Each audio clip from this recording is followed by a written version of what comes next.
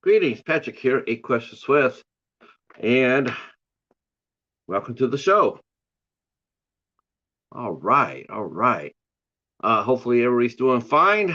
Glad you guys are here. I see we had a couple of people waiting. That's always a good thing, right? Always happy to come on and see like two, three people are waiting for us to jump in and start the show. All right. So far this week has turned out to be quite excellent. Want to thank everybody for yesterday. We had now I would have to say, based on the numbers we're seeing, we yesterday's show was the best we've ever had as far as view counts in such a short time. Absolutely phenomenal show with John Christ and Jerry Montano, ably co-hosted by James and Jonas of the Friendly Men. Just a tremendous show with them yesterday. If you haven't seen it, you definitely got to go check that out. It's one of our best shows we've ever done. Just magnificent. What could I say? It was a kick-ass show. Happy to be a part of that, and we're rocking it tonight as well. As we welcome in actress Elise Muller Devereaux. Um, I gotta say, not only is Elise just drop dead gorgeous, but she is absolutely sassy as hell. Super fun, super fun. Um, I can't wait to talk to her about her different roles. She can do it all. She's fun to watch. That's all I gotta say. She's done some really cool stuff. She's going to be one of the stars of Eli Roth's new project, the Legion of Exorcists. Now, I don't know about you guys, but I certainly as hell am looking forward to that. Um, Hopefully it'll be a mark to Eli Roth getting back to its roots, to the hostel roots, to the cabin fever roots. I mean, he's a good filmmaker. He's a really good filmmaker, and I just want to see the return to form for him. And this sounds like it. This sounds like it. A lot of fun.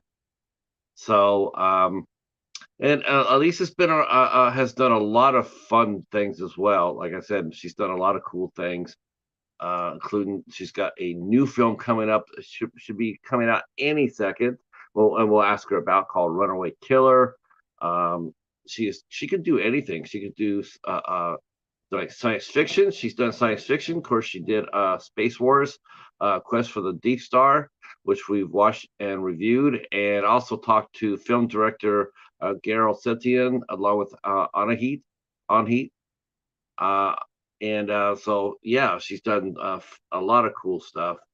And I can't wait to talk to her. And she's going to be here in about 10 minutes or so. All right. Let's see. The chat is flying. Yes, we're gonna figure out how to. We're gonna edit her. We're gonna edit those clips into the interview afterwards. I'm gonna learn how to do it first. With a experimental, Stephen. I'm gonna experiment first. I'm gonna start a stream, and then I'm gonna learn how to do that.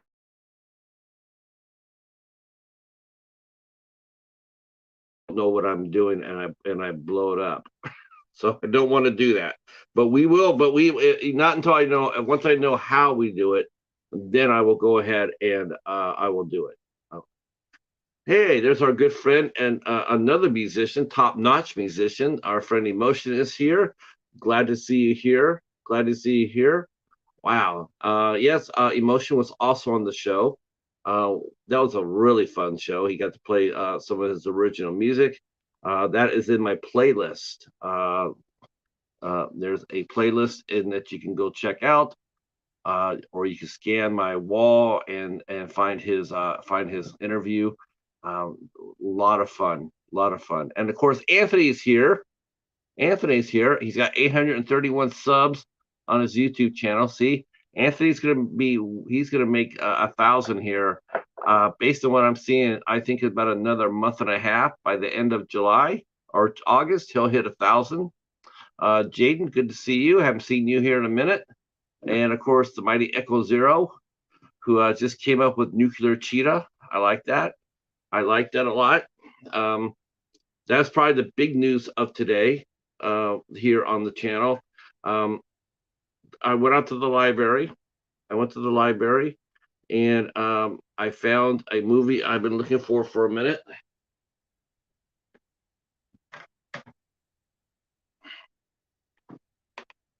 I've been looking for this movie for a minute. In case you haven't seen, uh, oh, Elise will be fine. I mean, yeah, yeah, we're gonna have fun with Elise. She's gonna be, yeah, it's gonna be, yeah, yes, we're deep diving on Superman 4. So yeah, now if Elise thinks that she's nervous, she has no idea how nervous I'm gonna be when I deep dive Superman 4. Let me tell you, now that's terrifying. This is good. This is gonna be terrifying. Um, so I've been looking for that for a minute, and I managed to find a copy. It's super exciting. No, yes, yeah, I got her clips. I got Lisa's clips, and but what I'm gonna do is I'm gonna keep the clips. I'm gonna experiment to see how to add them into a interview, and then what I'm gonna do, then I will go ahead and add those clips onto the interview afterwards, so I know how to do it without, I don't want to ruin the interview. I don't want to do that, and since I don't know how to add clips, I'm gonna wait till afterwards, and then I'm gonna do that.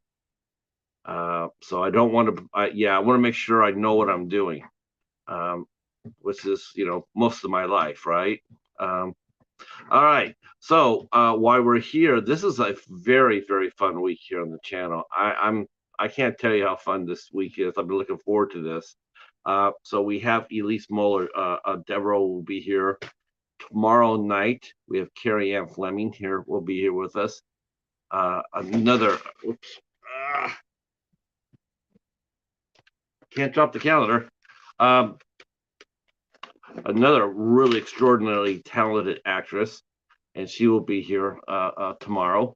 And then Thursday, the 15th, we have the lovely actress and singer John Marie Mack will be with us here at 8 o'clock. Um, and of course, this Sunday on the 18th, Sunday the 18th at 1 p.m., I'll be joined by filmmaker Amina Hatri. Uh, we will be interviewing Yui Bowl. Let's see. Elise, yeah, she's been in a lot of fun things. If you just look at her, oh, okay, yeah, she's been in a lot of fun movies. She's also in Baywatch. Of course, we got to talk about that. Hammerhead, Raging Sharks. I mean, you know what? I mean, who we, obviously, we love those type of movies, right? So, yeah. But I'm checking. I'm interested in this Runaway Killer. That sounds like a lot of fun.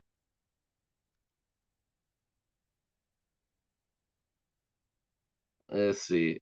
That sounds like a lot of fun, and some interesting actors in that one as well. A couple of them there I know. So it'll be cool to talk to her about that. But of course, uh, uh, the Legion of Exorcists is really the one I really am interested in. I'm very curious about that. Um, that's a TV series. It's not a movie; it's a TV series. And Eli Roth created it, and he's going to be hosting it. And it looks to be like an anthology series. So that's going to be a lot of different stories every time. I'm not sure if there's a regular cast that is uh, that is a part of the. Oh, hi, Mary Sunshine. How are you? Glad you're here. Glad you're here. Hey, Stephen. How are you?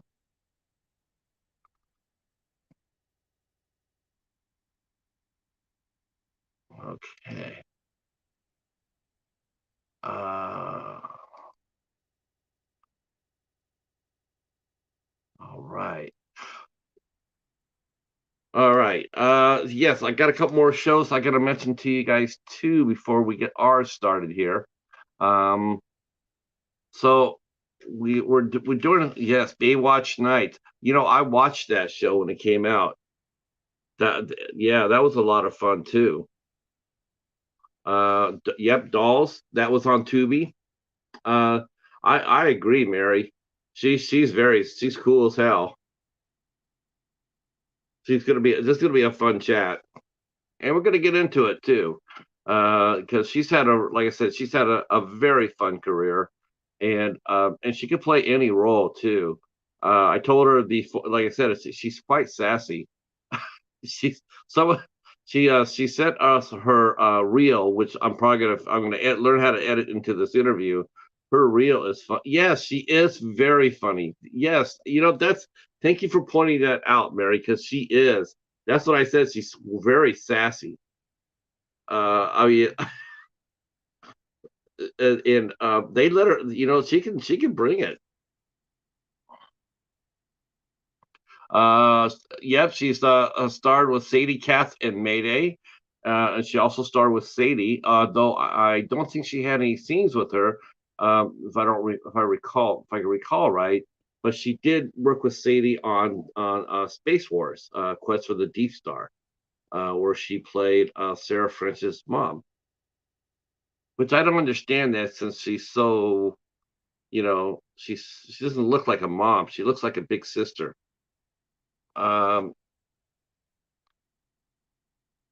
Yep, that's right. It's a fun movie. I really like that movie. You know what?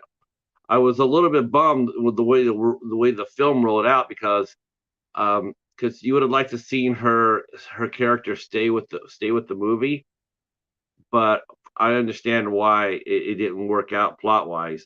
You had to move the plot along, but that it was an interesting concept that they came up with.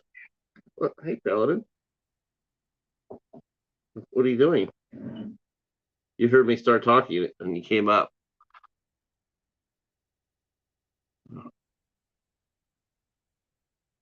All right, let's go to the rest of the calendar, shall we? Since you're cat sharky. So on the 18th, like I said, we're having Yui Bowl here at 1 o'clock. Famed film director Yui Bowl, who's done a lot of great in films. And I said the word great. A lot of great films. I personally love the films. Alone in the Dark, The Final Storm, In the Name of the King, a Dungeon Tale 2, in the Name of the King 2, which is probably my very favorite movie of his that I've watched. I was really impressed with that. They had a lot of good performances in there. That's where I found a couple of actors I had never seen before, and I got to know who they were based on his movies. Of course, he also did Blood Rain with Christiana Loken. So he'll be here with my filmmaker Amina Hatri. Oh God, I'm killing her name. Mimi, I'm sorry. Okay, and then on the 20th, we are back with film director Andrew Jara. We'll be talking about his new movie, The Lost Base, uh, on the 20th. On the 21st, we will be talking to actress Lydia Helen, who has a new film called The Little Mermaid is out. It will be coming out soon. She's doing this film. This is her film debut, and she's co-stars with it with an old friend of ours, Mike Markoff. And we'll be talking to her on the 21st of the month. On the 22nd, we have two shows. Two. Hey, Waffles. Um, let's see. On the 22nd, we have two shows. We have the cast of the movie The Wait, director Rick Langan, actors Alex Butler, and actress Kelly Goody Price, and that will be at 2 p.m. 2 p.m. on Thursday the 22nd, and that night at 8 o'clock, our regular time, we'll be talking to film producer, director Asif Akbar, whose new movie, Mojave Diamonds, has just came out. It just came out last Tuesday. You can pick it up at Best Buy or Target, or well, probably not Target, but Best Buy or Walmart or where else can you get it? Probably like Amazon. Yeah, you can get it at Amazon. I keep on thinking about where they get the new movies at because they're shrinking so much. Where you can get them at. And then on the 23rd, we have actress. Not actress. I'm sorry. I don't know why I'm so tongue-tied today. But we also have our friend Shelly from Repurpose My Way, and she'll be here on Friday the 23rd at 8 p.m. And then on the 24th, we have film director Francisco Tesoro with the cast of his, which I'll be putting up details on tonight. And we'll be talking to him about his fan films of Friday the 13th, Origins of Evil. He's done part 1 and part 2. Part 3 is actually coming out this summer. Really good take on Friday the 13th. Very interesting. Does a lot to. In fact, I feel like it's canon. As far as Friday the 13th, this feels like in between movies type of activity. It feels canon. It doesn't feel fan made. It feels like it could easily be part of the Friday the 13th movies. All right, our guest is here. Feel free to share out the stream, and let's go get our guest, Miss Elise Muller. Here we go.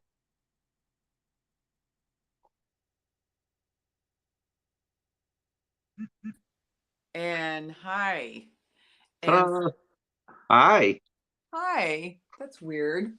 I don't know what that is. Anyway, hi, Patrick. I was trying to do this from my iPad and it wasn't working. So, does this work? Yeah, you're perfect. You're perfect. Okay, good. I guess we'll do it from my phone. Yeah, you spotless. I was just like, it's funny because I was mentioning how you sent me your reel beforehand, and I was looking at the reel, and oh my gosh, yeah, that was awesome. I was like, holy cow, she is sassy as all out. Get it? It's like that's really funny. I said that you said that. My husband goes, I don't know if I'd call you sassy. I go, maybe he means feisty. I don't know, or just spicy. Spicy's another good way to do it. Funny. Yes, very funny. Oh my gosh, yes. Do people expect that from you when they see you? Do they expect No, to be? I don't think so. No, I think they think, I don't know what they think. I never kind of matched what they thought I was going to be. So they're like, you're sort of quirky, you know what I mean? So I guess it's a compliment that I can in multifaceted. I'm an onion, not just a blonde. Because I mean, I think when most people will see you, that they immediately think you as the super glam, the ice queen, the upper crust, Yeah. and I think they think you're prim and proper, and then you're not.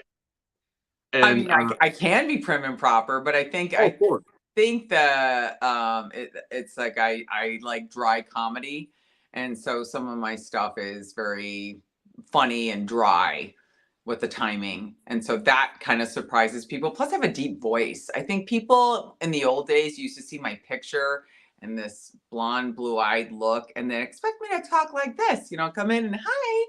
And I was like, hi, not that I'm a dude or anything, but like I just had this deep voice. You're like, but nowadays, who knows, right? No, just kidding. There we go. Yeah. Well, you mentioned your voice, but is that because were you a singer as well as an actress? Did you sing? No.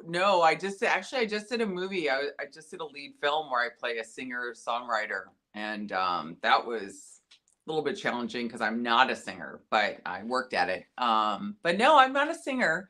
I'm not a dancer. I did go to a theater camp where we did musicals. Okay. But I'm not either really. So. Okay. Yeah. but the voice has definitely worked out for you. I mean, you could like, Yeah. yeah, yeah. Yeah. It's yeah. Go ahead. I was gonna say it's worked out for you because you have so much range. I mean, you Yeah. could Thank you. Yeah, um it definitely helps with more authoritative uh characters, just strong kind of characters. This deep voice kind of has a more serious can take on a more serious tone, I think. yeah. And the thing is though, like you said, you play authority figures that helps there too. And Yeah. I think people are just really surprised. Like that is because it's an attractive. Think of it, it's very attractive. Oh, good. Us guys are like that. It's like a woman comes in there and she says, "Come here," and it's like, "Oh, okay, yeah, all right, yeah, all right." Jump, You're like jump, on jump, my way. No, yeah. yeah. I remember my aunt said that. She's like, your voice is so deep. And I was like, I always thought my voice was the same, but I guess it changed a little bit. I don't know. Like I guess it got, like Kathleen Turner or something. I don't know. Or Brenda Oh, yeah. Carl.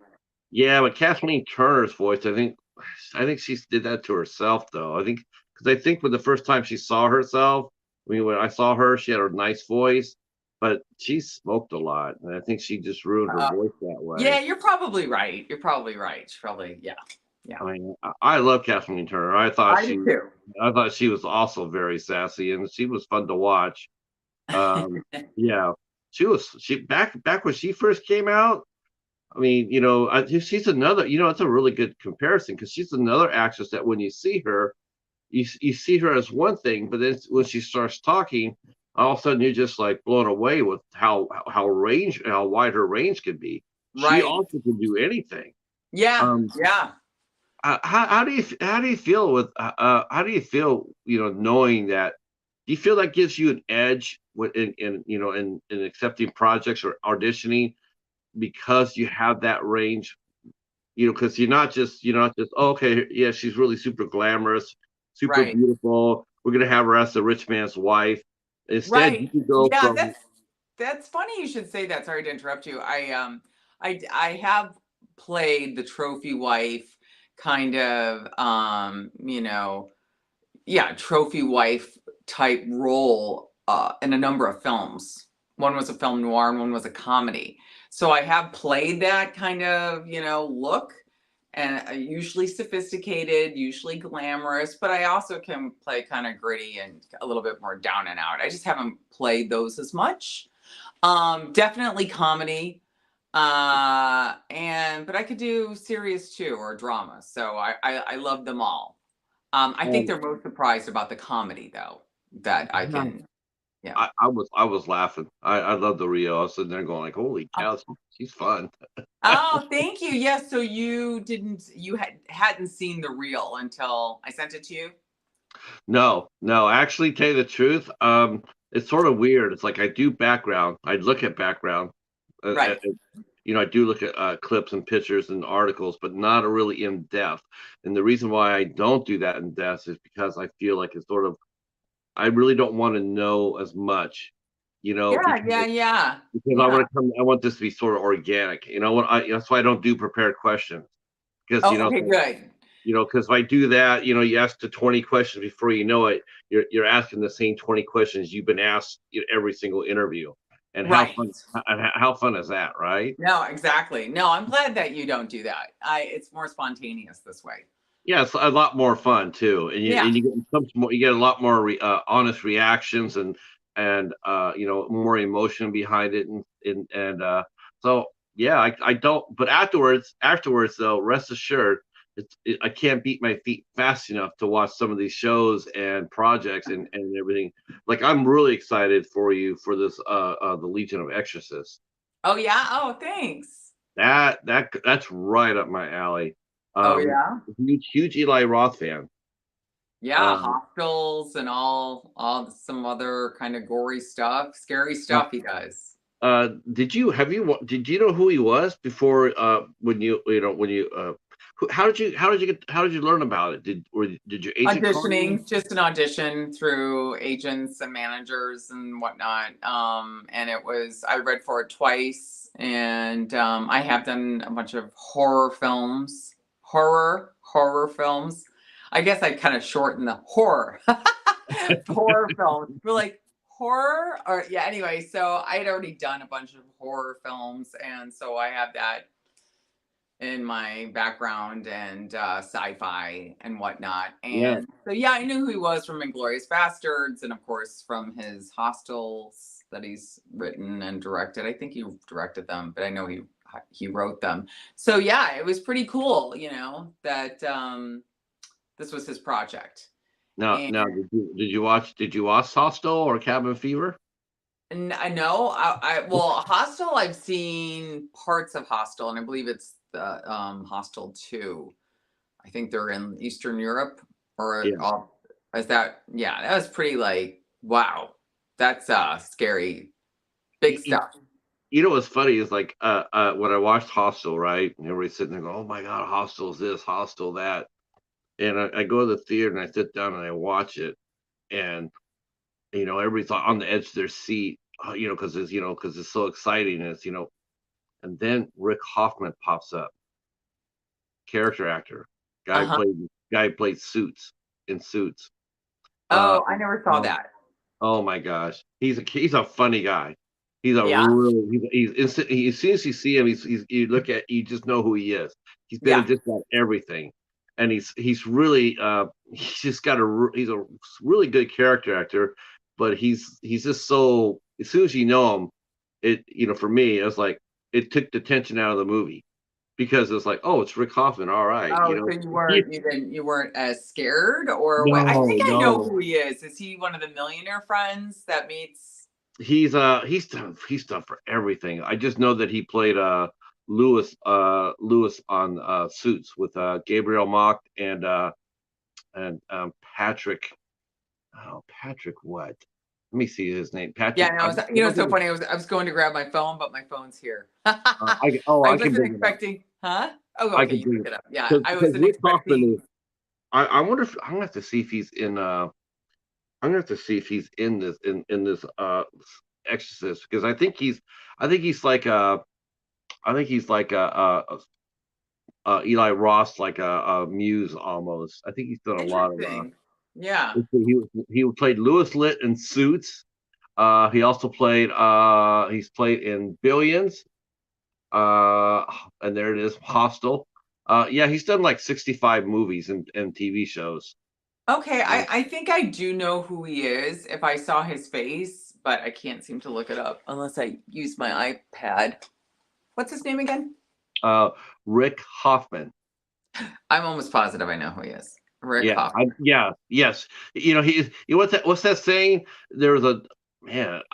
There was a book by a gentleman named Stephen Tobolewsky, and Hmm. he put out a book saying, "I know the face, I know the face, but not the name," and it was about character actors, and it was like Yep. you see him all the time, you see him in all the roles. So though he was a lead in Suits, he was one of the lead actors. Yeah. So you like that Suits show? Oh, wait a second. He went to the University of Arizona. So did I. Oh, how could you not know each other? Well, he is older than you. He's actually not older than me, but Oh, he's older than you. he looks it. No, I'm kidding. I'm just joking. I'm just being an asshole. No, he's actually no, but he would have been there when I was there. So, that's so interesting because I have a degree, a BFA in acting, directing, and a double minor in radio, television, and art from the University of Arizona. Yeah, So I would have known him. I probably do know him. I don't know. I don't know. It's funny. It's funny how I mean, it's like once you see him or once you start talking to him, and all of a sudden you realize it. Because sometimes you guys have passed like ships in the night. Like you're Right? going to one class, he's going to another, Yeah. and then all of a sudden you realize that, like in the back of your head, going like, I know that person. Where do I know him from? And then it's from because you shared a scene with him at college, or Right. on an early project, early film project where you didn't know anybody. Um, do you do that? Do you look up when you before I go back to The Exorcist, do you look up the cast? When you do an audition, Um, do you ask who else is in the movie with you, who you be playing against? You know, You it's know, funny. I never really used to do that. I had an actor friend of mine, and he always looked up everybody who was producing the film, directing, writing the film, everything about the film. Like he'd do his homework. And I was like, wow, that's really good. Like I don't bother until it's like you're in the final stages and like you're just about to go on set. But now I do. Even if I have an audition now, I will look up their backgrounds and what kind of movies, the genre of movies that they've done, and a little bit about them. So I think that is important to kind of know who you're reading for or who you're about to work with. um, So, yes. So the answer to your question is yes, I do now. yeah, I would think that the more you get into it a little bit, Hmm. I think it's, I don't know. I mean, you would think that you want to go and look and make sure that the people you're working in is experienced. I mean, Right. you don't want to be anybody's teaching coach, acting coach on set. That's You know, true. That's true. like here's one of your actors walks in there. He's got like 2 credits underneath his belt, and he's nervous, and he's like he's not really sure about what he's doing, because that does happen. And then you Yeah. sit there and go like, or a young actress is going to be, maybe this is her first big role, but they're going to cast an actress with experience as sort of like a mentor to help her guide through the process. That's Yeah. not really a job, No, it's right? not. I have done that. I have, if someone's nervous or whatever, I have like help them to feel comfortable. I mean, hey, I've been nervous at times too, but I try to help the other actors feel as comfortable as possible when I'm working with them. And if they're stuck in any way, I have them. You know what I mean? I try to do that anyway. So, We have some people in the chat. I should go ahead and oh, acknowledge. Yes. Yes, our friend Steven is here. Stephen Chang is here, saying hello, hello. hi, My good friend Echo is here. Stephen Yes, and Echo. yeah. Steven is the one that could that's said hello to the both of us. Oh, that's Um, so sweet. How come I don't see it? Oh, so you're in the if you look sunshine. there, look under there, you'll see comments. Oh, I see what that is. That's your cat up there. That's the cheetah. Yeah, but it's not a cheetah. He is a cheetah though. You mean his name's Cheetah? No, no, his name is Paladin, but he's half cheetah. That's cool. I was like, I thought that was my backdrop. I'm like, what is that? Anyway, it's so cute. Thank you. I'll let him know that now his head will even be even bigger than as it already is. Yeah, Uh, it uh, looks like, yeah, go ahead. So, yeah, Steven's here, and your friend Mary Sunshine is here. yes, I love Mary Sunshine and Steven. Uh, uh, I saw Mary Sunshine. I was sitting here looking at that name in the back of my head, and going like, I know that name. I know that name. I know that name. I'm going like, oh, Chicago, and I'm like, all right, I remembered. Right. I'm from Chicago and you're from Michigan. I am, but there's a character in the movie Chicago, or in Chicago, played by Christine Baranski. Oh, okay. I The, don't know the, if the, I. report, the reporter was Mary Sunshine. Oh, really? Yeah, I wonder yeah. if that's why Mary uses sunshine. We'll have to ask her. Okay, let's do that. Mary Sunshine, we want to know the origin of your name. Origin of your name. Hey, hi, Krubby. How are you? All right, so Okay. let's get back a little bit to the Legion of Exorcists. Like you Okay. said, you did have a background in horror and science fiction. Yes. Um, again, I think a lot of people when they first come across you, I think they were a little surprised that how a rich background you do have in horror and science fiction. I mean, Yeah. like you look like totally what you expect to see in a family drama or a Hallmark movie, or a big drama on the big screen. Yes. But you have a really fun background in horror and science fiction. Um, of course, he also appeared in Baywatch Nights, Yes. which Yes. was now that's got to have been an experience. Well, that. Was that your first role? I'm sorry, was that your first role in n- the genre? No, Diagnosis Murder was my first role, and Anthony Michael Hall kills me in the episode. Actually, Diagnosis Murder and all those were about around the same time, the very beginning. I also did Valley of the Dolls, and so that was the TV series Valley of the Dolls. You know, Valley of the Dolls. They're Roger Ebert wrote. Was that And Valley of the Doll? I thought that Jacqueline Suzanne wrote that. I think he wrote part two. Oh, okay. Oh, okay. Okay, I think he did. But yeah, I did those TV shows, movies, network TV shows, in the '90s, and it was great. And like I said, Anthony Michael Hall. It's so funny because I grew up watching him in 16 Candles and all those fun films, and then here I am, acting opposite of him. Same thing with David Hasselhoff, in Baywatch Nights. But Baywatch Nights was about the paranormal. I don't know if you know that. Yeah, I watched that show when it came on every week.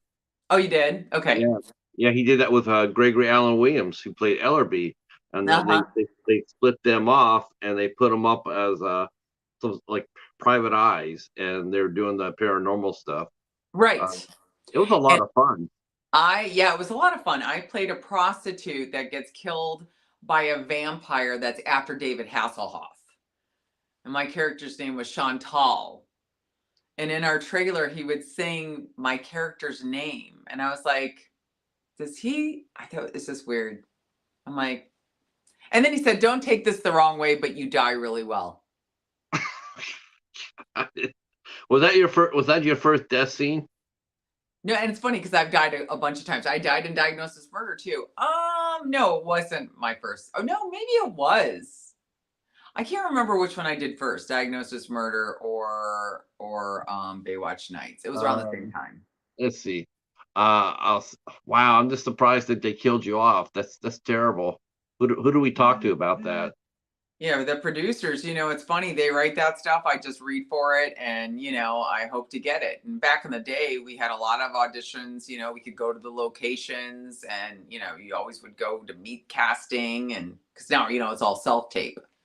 Yeah, So, yeah. with Do a you- do very few where you actually can go in and read for the casting directors, or sometimes they'll have straight to first call in, with COVID and everything. But anyway, yeah, so it was fun back in the day. I think there's a magic to being in the room. But anyway, I'm like digressing off. Yeah, I hear that that's starting to come back now. I Uh, think so, yeah. And I think it's good. I mean, the thing that's kind of good is that you don't have to go anywhere. You can just sit in your room or wherever you're like here, this is a bedroom with our backdrop and stuff. And but I think there's a different element when you're in the room with the people and there's just a different energy that I was happens. gonna say, I was gonna ask you, doesn't it being in the room, doesn't it boost your confidence a little bit because now you're able to act against somebody and be seen? I mean, I Yeah, don't know why, but it's like you just, to me, it would put a little pep in my step saying, watch me, and just go out there and just, crush it. And, and the thing about audition tapes is, yeah, it's sort of, everybody does and the thing about in-person audition is it's raw. It's like you and I are doing, right. Yeah. we're talking. We're Now, just yeah, self audition, self taping for those type of auditions, it's like pre-prepared questions. Okay, let's see, why do I ask her? I ask her 12, then I ask her question 13. It's yeah. boring questions, and you can fine tune those to the nth degree, but it's not always, you don't always want to see every imperfection in everybody. Right. It's sort of nice to be able to come out there and watch somebody and see them with a dynamic with especially if they're acting against somebody, the scene partner. Okay, we want you to do this scene right here, so we can get a better idea. I think Right. self-taping has taken that away a little bit. Yeah, and you have a little bit of adrenaline, there's a little bit of a rush before you go on. When we're sitting here, it's a little bit like diffused a little, I think. It's not as like, wow, the nerves or whatever, I usually always have a little bit of nerves before I go into a room, before I have my callback. It just happens. um do you still get so you still get nervous? Yeah. Yeah. Wow. And Now some is it a actors will different sit type of down nerve? and they'll contain their nervousness. I pace. I would pace, and I don't know. That's just how I dealt with it, And some people will just sit there and go over their lines and this, and I'm like, I just have to like work it out. Okay. Okay. I'm sorry. I No, like to. no, I can just see you now, just and well, let me. I'm going to ask you the Zach Braff question. So here's my question for you. If you're in an audition Mhm. and somebody walks up to you and says, I can't, and you're all both auditioning for the same part, and they walk up to you and say, I don't really get this character, I don't really get the lines what this character's saying, I'm struggling with that. Would you help them, or would you sit there and go, I don't.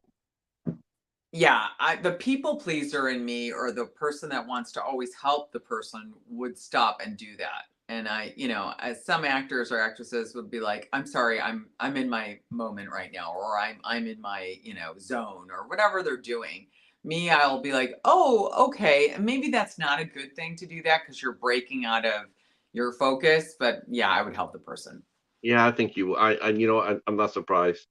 I'm Oh, not thank surprised. I definitely see you helping. I do. Yeah, Um, some it's not always good because it breaks your concentration, and it really sometimes in those moments it's good to be selfish, but or not selfish, but like I'm sorry, that's actually a fair word, Elise. It's yeah, all right to be selfish. In this case, I would think so. I mean, you are going out for a role. You right. are going out for a part. It's important to you. It's putting food on your table, and Hmm.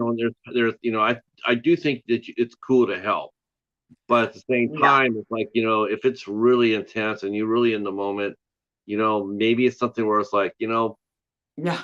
maybe I you was don't just you gonna. don't do anything, but you I'm do so your sorry. audition, Yeah, and then maybe when they come out, you can sit there and say, "Listen, you were asking me earlier. What did you need? I mean, how can I help you?" I mean, it's not too late because I you still know. can. It still can help the actor, whether after the audition as well. It's not like it's as soon as the audition is over, you stop being an actor. You always are an actor. Right. Right. No, I think that's just a humane thing to do, just a nice thing to do to help someone. But if they're doing it to distract you, or to take, if you're about to go in the room and they're asking for your help, I mean, it's also, I don't know, it's not very considerate on their part, but like I said, I always try to give back or help someone if they need it. Yeah, I agree. I mean, you want to try to be as prepared as possible. Right. I understand, again, it's young actors coming in there and they're not maybe this is like maybe you've been here 20 times and this is only their first or their second. The gap between, you feeling comfortable and because I mean everybody was new once, but you're right though. You have to do your own due diligence. You have to be, Um, prepared because a lot of people, they're prepared too. The people you're competing against for the role, they spent hours getting ready for this as well, and you yeah. need to make sure that you're there too. Yep. Um, have you ever froze up during an audition, like when you've had it and you've gone in there and all of a sudden it's just like Yeah. you were all ready and you walked in there and all of a sudden it was gone and you Yeah. have to try to find it? Um, Yeah, and it's just nerve-wracking. I remember when I was growing up in Northbrook, and that's in Chicago, Northbrook and Glencoe. I auditioned for something in the mall, in Northbrook Court, which is where they filmed Weird Science. oh, Um, okay. and I'm Weird. sure Michael Jordan did things there too. He lived right by there, Michael Jordan. And I just remember, wanting to be an actress and doing it in high school, and then getting up and just not knowing my lines in front of, hundreds of people, and they're all staring at me. And I'm like, how can you be an actress if you can't do this? But hey, that happens. You have really bad moments and you've got some really good ones. Uh, So, what was your first audition like? What was the very first thing you auditioned for? And I mean, were you nervous for the first? Were you nervous or more confident? I mean, no, I was always nervous. It was definitely something I had to build on. I remember in my earlier years, my mom was like, "You're a little choppy, or you seemed a little wooden in that." And I'm like, "Well, or like I remember wanting to shoot a whole movie with the left side of my face because this is my better side, and the AD saying we can't shoot the whole movie with the left side of your face." I'm like, "Okay, fair enough." what was it? And Was I this was the lead. Was that when you first started out? No, it wasn't when I first started out. It was just like when my first movie was for Roger Corman. Do you know who Roger Corman Oh is? yes, yes, legend. Yes. And so it was Lola's Game, and I played a lead singer in a rock band that turns out to be a killer. And I mean, it wasn't a great film per se, but it was my first lead movie, and it was for Roger Corman and Jack Nicholson and Sandra Bullock, and I think Ron Howard, all these big people that I'm sure as a movie person or movie buff, all did movies. They came from Roger Corman. Roger Corman's he's the coolest. Yeah, he's, he's, yeah, he's done some really fun movies, definitely. yeah. And so mine was, yeah, it was fun. I remember they did a review on me and they said Muller looks more like a soccer mom than the femme fatale she portrays. Still, this could be a turn on. Because I was in a soccer kind of outfit. I'm supposed to be this well, I kind of look like a singer now because I got a leather jacket on. But you know what I mean? I'm supposed to be this sex, drugs, and rock and roll were never so deadly. That's what it says on the box cover. Oh, okay. That's awesome. I know, right? Yeah, I'm digging it. Why not? I mean, Yeah. do you like how do you see yourself when you as an actress? Do you see yourself more as a femme fatale than a soccer mom? And I can always see you as a femme fatale. Oh yeah, no, I definitely I could as a femme fatale for sure. That's I more mean, fun, isn't it? I think that the sexy part. I remember my co-star was like, "Could you be more sexier?" And I was thinking, "Oh, is this better?" I didn't know what that meant. I was kind of like, "How do I be more sexy?" Like if someone said to you, "Patrick, be more sexy," what would you do? Go get the cheetah. Yeah. Oh, okay. Well, Yeah, that whatever works. he's much more handsome than me. Oh, okay. Yeah, that's cute. Yeah, I mean, it's some people have that in them. For me, I was always kind of more silly or funny about it. So that was actually awkward to be kind of more to play more sexy or sexual, Well, Anyway. you acted, in the '90s, and that was during the directive straight video, like to Cinemax. Did you ever get approached to do movies where they asked you to go, did anybody ask you ever to do nude scenes back in the '90s? Because that was That was par big for the back course. then. Yeah, they did. They did. I remember I was up for this Kama Sutra series, and the Kama Sutra, is Indian. And I had 5 callbacks for this film that shot in India. Thank God I didn't do it because I don't know what it was. But yeah, I never did Cinemax films. Not to say anything bad at people who have, but I never, did those kind of movies. Have I done nudity? Yes, I've done nudity. Oh, okay. Am I comfortable with nudity? No, it makes me extremely nervous. Yeah. I remember I did a movie. I was just talking to Mary Sunshine today. I did a movie, a movie called Club Utopia. You can rent that on Amazon Prime. I'm the lead in that, directed by Frank Caruso, who's a friend of mine up in Toronto. And in that movie, I play kind of again a trophy wife whose husband's cheating on her and he's got a foot fetish and all this stuff. And I become a stripper, but I'm a bad stripper. But and I remember taking shots and having a closed set for this. There was no nudity. I mean, there's maybe partial nudity. I'm not naked in it. And I had a burlesque outfit. It's not even a stripper outfit. So, but that was the wardrobe I picked.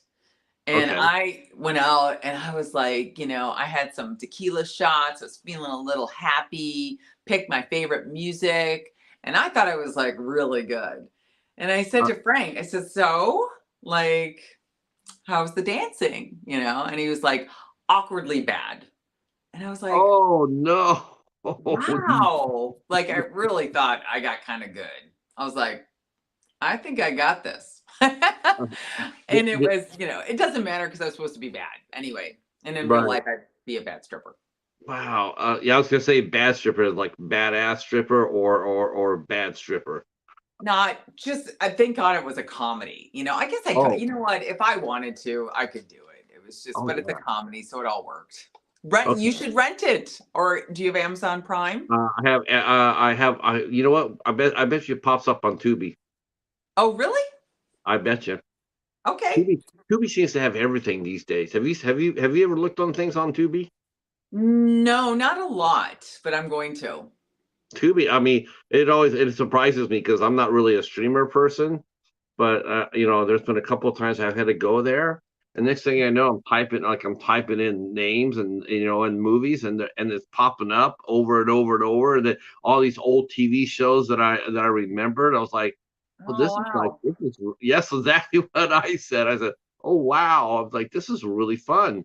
Um, they show them totally unedited with commercials, but it's Yeah, free. yeah, yeah. I think we have watched that. My husband and I have watched it. So I think Tubi here and there. I can't remember which film or which show, but we have.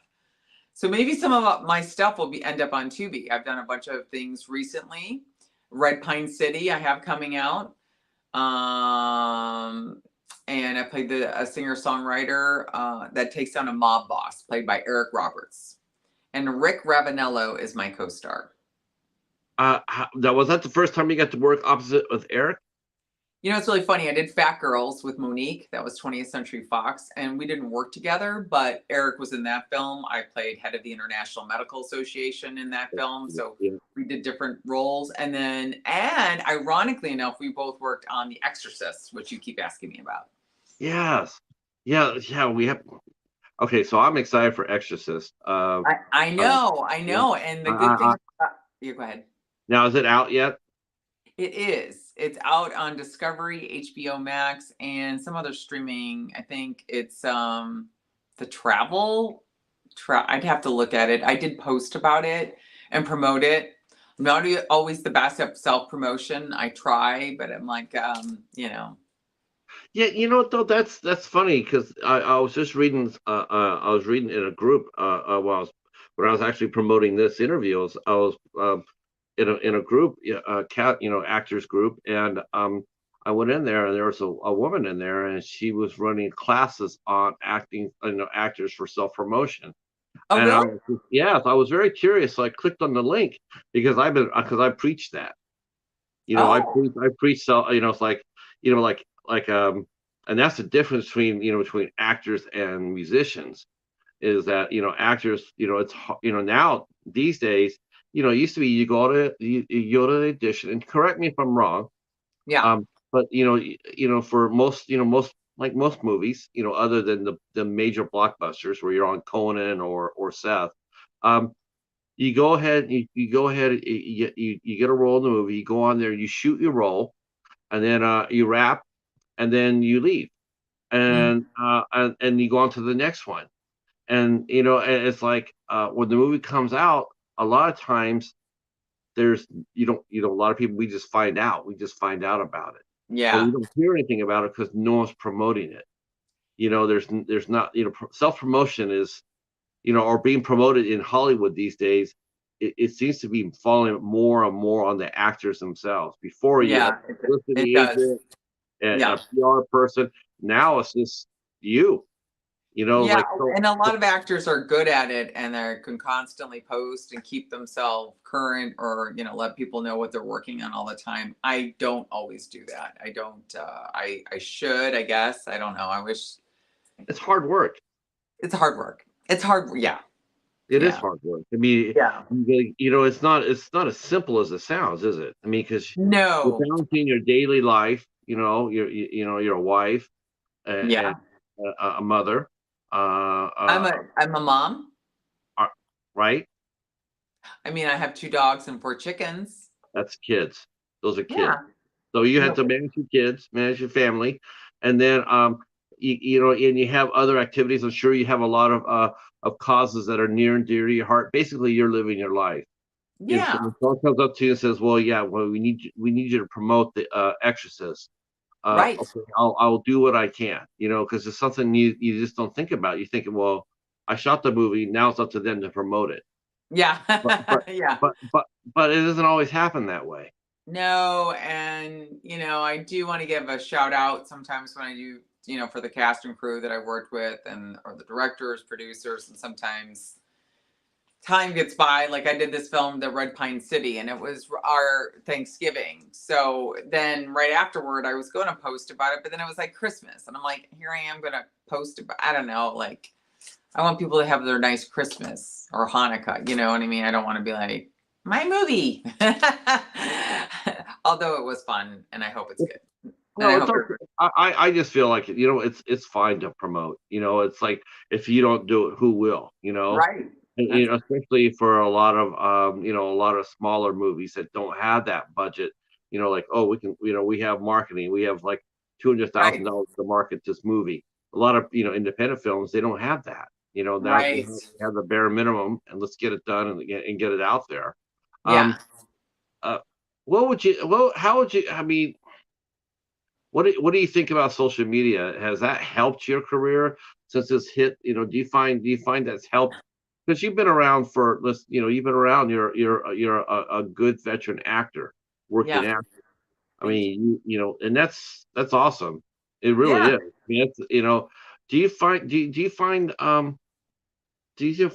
are you a little surprised at the change of how things are done in Hollywood, in respect to getting your name out there and your face out there? I mean, what is the biggest change that you've seen other than social media, or is that the Well, biggest change? social media is just so funny. It's like my whole life, I had all this body of work and a whole life, we're traveling to France or this place or that place, the whole, all over, that was not documented. So now it's almost like if it's not documented, it didn't happen. Like if it's not on the Insta, it's not happening. Are you on Instagram, Patrick? Yes, yeah, Okay, good. yeah. I'm not real flamboyant on there. Like a lot Okay. of it, I use it pretty much to promote the show. Oh, okay, yeah. That's So, what I I use my. mean, I do feel like we had more opportunities back in the day, and I don't know if it's because now I'm older, but I don't think so. I think the business has changed a lot. Yes, a lot of people do self promotion and stuff on social media, and thank the people and show clips, or try to get some sort of eyeballs on the project. And in that regard, I guess it's good, and it's good to reconnect with people. And sometimes people like you, or somebody might come and say, oh, I saw you in this, or I'd love to work with you sometime in this, or can I interview you, or whatever it is. Sometimes things like that just organically happen, which are not, or I don't know, maybe you got to me through Steven. Is that how you came to me? He mentioned you, and then I wrote you. Yeah, okay, yeah. So, yeah, I mean, there's more people that know you if you're on social media, I guess. So in that regard, it's good. Um, I feel like when I was acting back in the day and before COVID, many years ago, I feel like there were a lot more shows that were going on, network shows more, and I'm grateful to do independent films and all these, type of projects. I love those kind of projects, but there was more network stuff going on, I think, before. Yeah, networks. Wow. I mean, well, network TV. Do you feel like network TV will be with us in 10 years? That's a good question. Wow. Nobody has asked me that. I mean, I never thought about that. You're right. With all these streaming platforms and whatnot, Mhm. maybe not. But back in the day when just the regular TV shows, I would read for network stuff all the time. And like I said, I don't know if this is an aging thing because I'm older, but I just don't see it. I don't see as many projects or TV projects that I read for as much as film or independent film.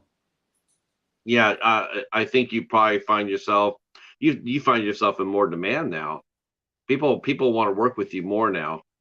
Yeah, I guess so. Thanks for saying that. Yeah, definitely. Yeah. Yeah. I mean, I try to not stay humble, but I just try to keep myself in check and not, and when someone wants to work with me, I'm always grateful that someone, wants to work with me. And I've been working for a long time, so I'm grateful for that. Since the 90s I've been working, or maybe even early, no, the 90s. The 90s. Now, But we have to go back here. I'm going to get this out. Trust me, guys. I'm going to get this out. I'm getting there. I know Well, you guys I go you off guys on keep on. tangents, so don't worry. Yeah, Yeah. I know we're all, we're gonna go back to, because this is mostly a horror audience. We love horror and supernatural. Um, Oh, okay. so I want to know exactly how this happened about the Exorcist and your role in it. So walk us through the process. Like, how your manager sent you the script. What did you think about when you first saw the script? And Um, what role are you playing in the series?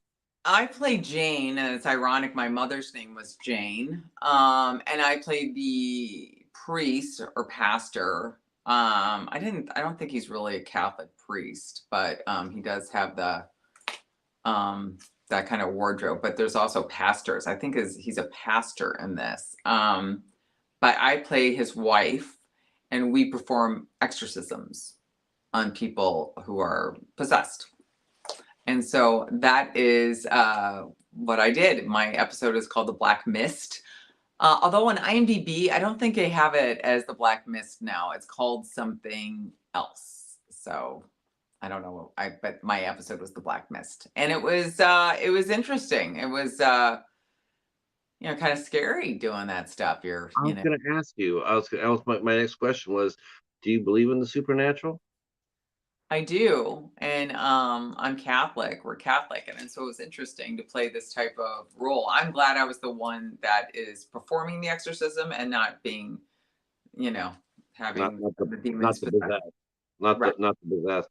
Is that would that be a role where you wouldn't feel very comfortable with, given that you are Catholic, if they came to you and says, "Yeah, we want you to play a possessed woman, evil woman like The Exorcist, like Mercedes McCambridge." Is that a role that you go like, "Yeah, I'm not really, I don't mind wrestling alligators or Half or man, half shark. Yeah. yeah, or hammerheads or stuff like that. But I really don't, I'm a little bit uncomfortable with this because, you know, is there roles that you would, as far as that go, would say no to? I mean, I think it's funny. I just was up for a film. It was a horror film. I didn't get it at the end. But I at first, when I first read it, I thought it said Ouija board. Ouija boards are very dangerous Yeah, to yeah. deal with, and people think it's a joke, but No, it's no, something that it's a gateway. it's a portal to, yes, to very demonic entities, and it's kind of scary to play with. So my family was a little concerned about me reading for this thing with the Ouija board. Turns out it's not a Ouija board; it's just a dangerous game. Oh, yeah. Like, You know I what don't want to say like they Squid Games, but like it's oh, just more of a dangerous game. Yeah.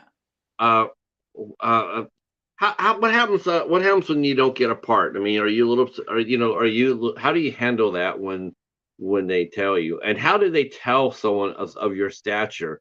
Do they take you aside and they say, "Listen, it didn't work out this way. You were up against so and so." Do you get told in person that you don't get a role, or do they email you?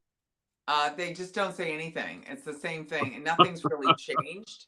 They just move on. And it's funny because I had like 3 callbacks for this, and I kind of thought I even rearranged another thing in my schedule because I kind of thought I had it, and they just never called again. And I was like, wow. You get a little bummed sometimes, but you have to let it go. You can't hold on to that. I mean, but when it comes down to the wire like that, you're like, and they're like, wow, she's we really like her for our lead villain for this horror movie and da da da da. And it was an interesting script, and they're from another country. But anyway, yeah, I was sort of bummed about it. I couldn't believe I didn't get it, but what are you gonna do? I don't know why. It was funny because I had this audition piece, and I was like, this is like a play. Like they wouldn't even give me the script.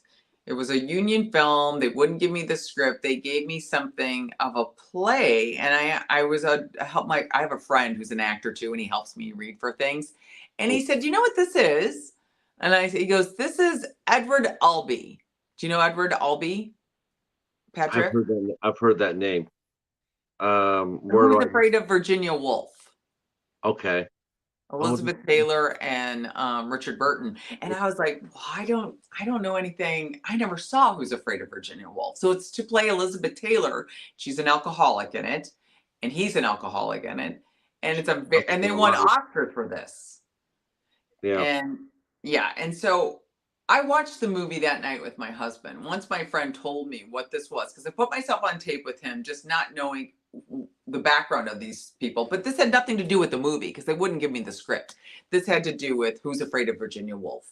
So, so I did. I watched the movie. I understood the characters and just made some. I didn't want to be Elizabeth Taylor, but made some personal choices, and so it was a little bit stronger. The bar was a little higher because I knew more about the characters in, you know, George Segal, Richard Burton, Elizabeth Taylor's characters. And then I got a call back. I put it in Friday, got a call back that Saturday. And they were very excited to meet with me. And then I met with them and they gave me their script and I read their script and I never got it anyway. You know, you got to let it go. But I was like, wow, what happened? You know, you kind of think that there's like momentum, you know, and then they just, you know, they don't say anything.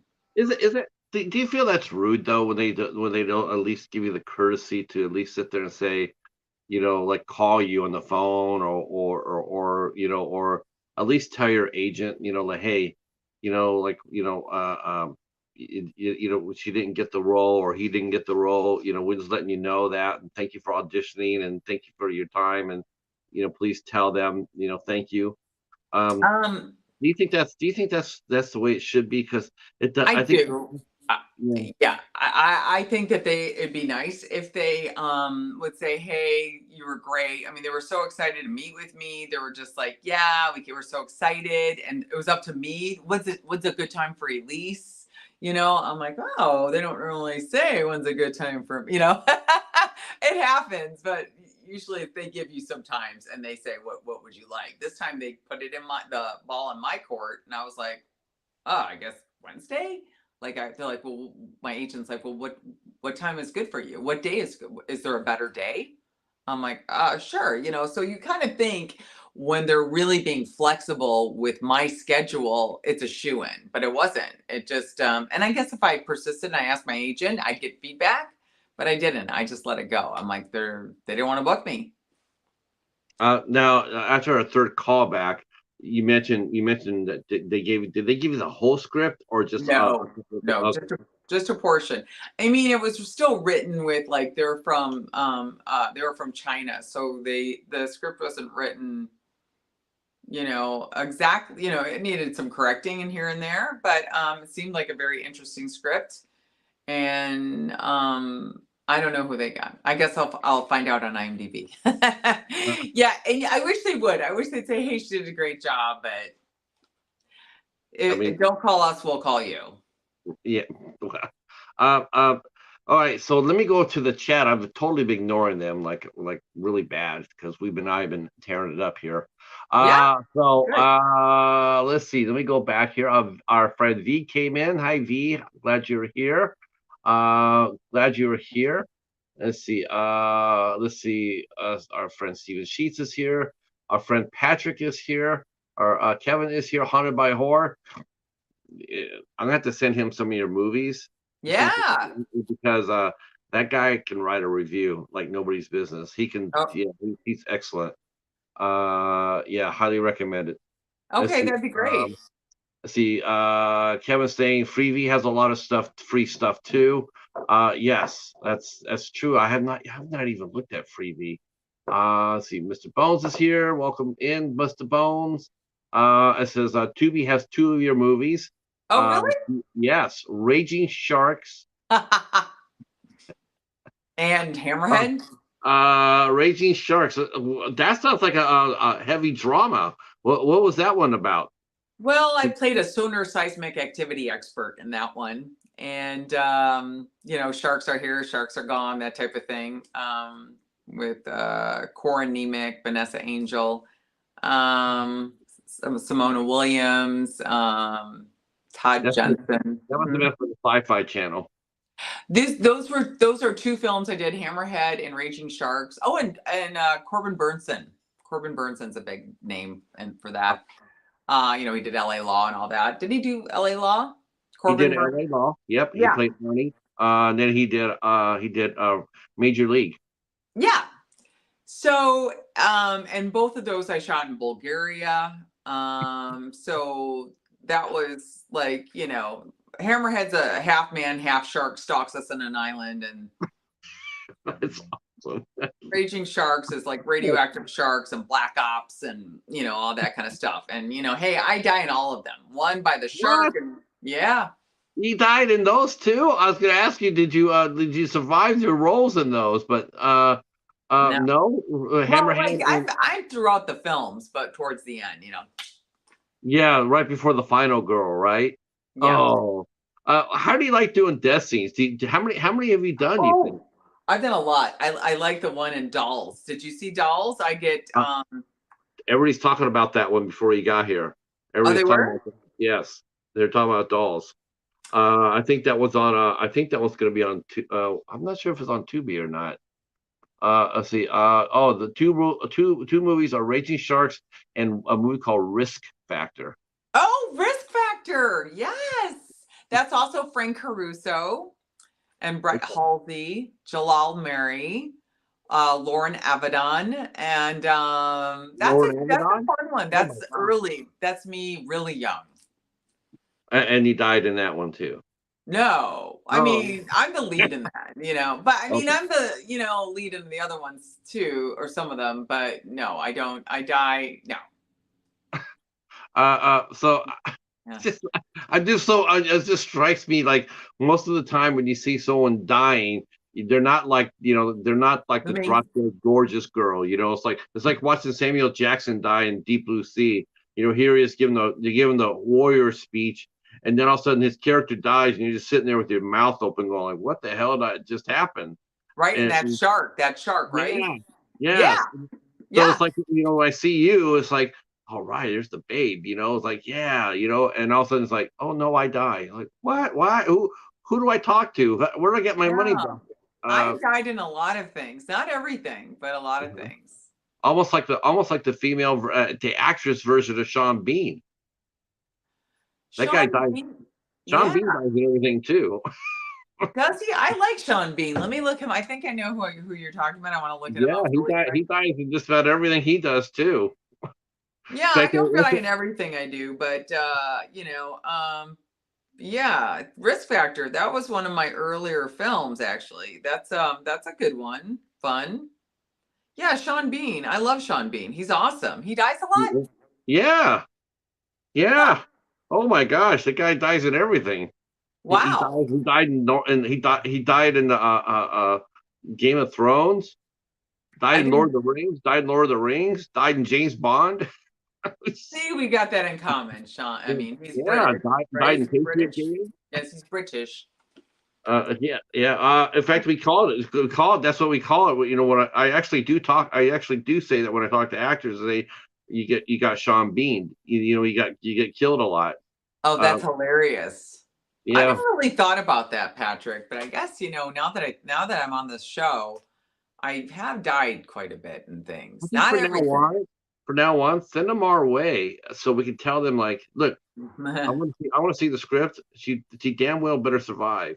You Right. know, why can't she survive? Just let her survive. Let her be the hero. Yeah. Uh, um, Kevin's saying he thinks that Dolls is up on Tubi.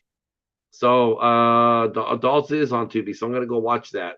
Yeah, I get some action from those dolls. Not action, but like they Yeah, yeah. I not get that kind action, of but not, action. not that kind of action. No. Uh, uh, Yeah, save that. I Save that get for save what's the that for word? full moon. What? Save that for Puppet Master. Um, Yeah, yeah. When uh, they impaled on a Christmas tree stand. oh, gee, oh my gosh, what's been your best death scene? Oh And my, then, well, first they drop an iron on my nose and break my nose. And what oh, the hell? Sorry, my dogs are going crazy. Well, they're upset about this. They're finding out that mom dies on camera. They want to talk to the whoever said that. Whoever put that. Yeah. Yeah, I'm hearing the walls like dish, dish, dish. I'm like, what the hell's going on? Your cheetah's just nice and just sleeping. Hey, sorry about that. Uh, uh, well, I guess I mean to me, honestly, and tell me if I'm wrong, chat. Let me ask the chat. Let me if I'm wrong here. But when you see Elise, I mean, the first thing I'm thinking about, like, you're like, oh boy, it's getting sultry in here. It's getting sassy. It's sexy. You expected, like, you and the leading man are just, smooching in the corner there. It's not like, well, yeah, well, how can we kill her today? It's not yeah, you just don't think, you don't connect with that. It's like, Yes, oh, yeah, I know. I don't, yeah, no, but I mean, we have not a love scene. We're romantic leads in Red Pine City, like you were mentioning. But it's convoluted. But it's a fun film. You have to rent that when it comes out. Red Pine City. okay. Okay, I definitely will. I'm gonna be watching and reviewing some of these things. Oh, good. Uh, Yeah, review them. Review them. yeah, because I want to see Dolls. Doll sounds like a lot of fun. It is a Uh, lot of fun, and you Kev- have to. I'm putting together a new demo reel, so you got to tell me what your favorite scenes are. I will. You know what? We'll do that. We'll do that. In fact, I'm going to go ahead and offer the chat. Here's how we're going to do. Okay. We want you in the chat here to watch Elise's reel. Or I guess you wanted to put it together a reel. So what we want you to do is watch her work. You can go to Tubi or Freevee or Amazon Prime, or if you own copies of her work. We want you to come back to this interview and leave comments below. Which of her films are your favorites? Put your 3 favorite films in the comments down below. 3, so we give you a choice. Yeah. So this is what we can do. This is what we can do. So watch your movies, watch Elise's films, Yeah. and then come back and put it down in the comments down below. Which one do you like the best? And tell your friends. Yeah. Let's see if we could do this. I'd like to get at least 20 comments. Yeah. Yeah. I Only like if to. you're nice. No. Yeah. That's I How do can. you take bad reviews? That's a good. I That's a don't good. get them. No, I'm kidding. I'm just so matter At of least fact. you're honest. You don't get them. I mean, has anybody ever No, it's commented not on true. the It's way you funny. die? I asked my agent. I'm not going to say exactly what she loved. This one thing, or no, I don't know if she loved it. She didn't say anything. Her husband, who's also an agent of mine, loved it. And then I was speaking to my manager about this other film, and he goes, "Oh, that's the one she doesn't like. She didn't like." I go, "Really? She didn't like it? I thought she said very cool." But I guess that's kind of ambiguous. You know what I mean? So it depends. They're all just different feels. Some are stronger than others out of the gate, like a horse. Some are really funny and fast paced, and other ones are a little bit more, melancholy or whatever, which is good because that's how you want your reel to be. You can't just be. I don't always play just one character, so I you know. like your reel. This reel here, I thought was really well done. Oh, you did. Um, Thank you. Yeah. oh my gosh, yes. I mean, you had all sorts of range in that. Senator Moore. I need my hand back. It's just like, That okay. is a film that's I hope going to be on Amazon Prime with director Joe Black and Kat Black, his wife. She plays Natasha Hall, and I play Senator Alicia Moore. So she's not the nicest senator. Do you like your governor there in Michigan? Yeah, I actually do. I like ours. Oh, Uh, okay, good. I like Gretchen a lot. Gretchen, yeah. Okay, good. That's good. Oh, my battery. Oh shit! Sorry. Uh, Sorry. okay. My thing was going. Anyway, I hold on. This is weird. Can you see me? Yep. It's not balancing. Here we go. And what part of Michigan are you? I am between Fun City, aka Murder City, Detroit, Michigan, Oh, you and are? I did a job there. That's interesting. Ann Arbor. Oh, okay. So I'm about right smack in the middle between the two of them. Oh, okay. Everything that Dolls is See, Steven's saying the first thing he thinks of with you is Sports Illustrated. Oh, nice. That's a good. That's yeah. Why did you do were you part of the did you do the swimsuit issue for him? No, I never, I did a catalog, and my catalog was with some Victoria's Secret models, so that was pretty cool. Some very Oh, well-known Victoria's Secret models, and I was in that catalog. But I never did Sports Illustrated. But that's so nice. I like that. This is I weird. like My that too. phone kind of dropped, and it's not the same like it was. Is that weird? Hold on. I don't know how you're. Oh, There you go. is that okay? So it's Yeah, the same. perfect. Nope, Okay. nope, dead on. Anyway, go Uh, ahead. let's see. Everything Dolls is everybody likes Dolls. Dolls is great. Okay. And Mary's saying to fix your camera. She said, "Fix my camera." That's Yeah. hilarious. Our friend Rick is here. Speaking of death scenes, Rick has like 10,000 movies with all the death scenes in it. Oh, That's really? that's our friend. Yeah, he owns his own film distribution called Underground Sobrosa. If you want a horror film, extreme horror film, Rick is the place to go to. See, Okay. Steven mentions favorite movies, Dolls and Mayday. Oh, I'm gonna have yes. to watch Okay. Raging Shark. Mayday, yes. Let's talk about that because you did that movie with Sadie, right? I did. Yes. Yes. We're Now also in Space Force together. I that's mean, right. our our scenes aren't together. Sorry, my dogs plural. Yeah, we did Mayday, and that I play Penny Tillman, and I have a husband. We just got married in the scene, newlywed. We're a newlywed couple Oh, getting on this horrific flight. okay, and you survived the flight. Or do I? You know, now you did the did now Mayday. Well, now Mayday was for the asylum, right? Mayday was for the asylum? Did you do that for? Yeah, it was Mayday. Lionsgate. Is that what you're Oh, asking? Lionsgate. Yeah, Lionsgate did Mayday. Lionsgate. Yeah. Yeah. Okay. Yeah. Have you ever done an asylum film yet? No, who doesn't know?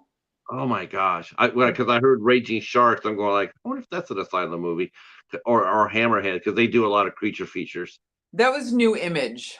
So that Oh, was Avi Lerner at New Image, and that was in Bulgaria when they had the studios in Bulgaria. They also had them in South Africa, but we shot in Bulgaria for 2 months. you know what? I think they still have. I don't know if it's underneath New Image because I don't think New Image is still with us, but they I still have don't. that studio in Bulgaria because a lot of directors are still using that. Yeah, Uh, I would yeah. love to do those still. Like I said, everything's so different now. We don't get like the things we used to get in the 90s or early 2000s. I don't really see that much anymore. I don't audition for them very much anymore. And I don't know why. And like you said, I look like a Hallmark movie girl. I think I just read from my first Hallmark movie just recently for the first time ever. Oh, I hope you get it. I hope you get I didn't get it. And it's like, I don't understand that. I get these, hey, this is my genre, this horror, sci-fi, fantasy genre, but and comedy. I do comedy really well. You know though you know what though they do so many movies though, Elise. They Asylum. do no Hallmark. Oh, Trust me, Hallmark. you'll get it. You'll Thank get you. it. They do like 56, they do like 50 or if not GAC. Between the two of them, they do like 100 movies along the same line, like Christmas movies. They do about 100 between the two organizations. So yeah, you'll get it. Oh, thank you. That's nice. Yeah. I hope so, but I don't, who knows? We'll see what happens with They're very. I don't know how to say this. You know, I don't want to sound offended or anything. I just want to say that they appreciate older actors. Like if you look at Hallmark movies, you Yeah. know, like no, I mean, like you look at some of their, you know, that's how they do things. They do like they're two young stars, and then they have the parents, you You're know, like right. They do. and, They do have like more and like they take middle-aged good. people or yeah, they Yeah. do. They do. I mean, a lot of older actors get a lot of good jobs from Hallmark, a lot of good roles, and it's really comforting because Hallmark fans are loyal as hell. They I are. I can tell you that from experience. Do They you if do you you get watch it, Hallmark? yeah, I'm a big Really? Hallmark. Yeah, big Hallmark fan. That's so Big, cool. yeah, yeah, My I love it. husband's family watches all that, like, during the Christmas time. It's like, is it yeah, it's Hallmark, it's not Lifetime, it's the Hallmark movies, Yeah, and, I mean, they're a little cookie cutter, but they're so sweet and fun and, a little formulaic, but they're nice films, and I think they're geared towards a certain, I'd right. love to I do don't I don't Hallmark watch all movies. the Christmas movies. I like watching the detective movies. I like watching those. I like watching those, and I like watching the ones like with a little bit more pop to it. Yeah. There's a movie they did called The Christmas Train, and absolutely gorgeous. Dermot Mulroney, Yeah, Dermot Mulroney, yeah. And Danny Glover. Uh-huh. Yeah, they were in that movie. Really? They're in Yeah, that movie? Oh, yeah. okay. It's a really good film, and really well acted. Yes.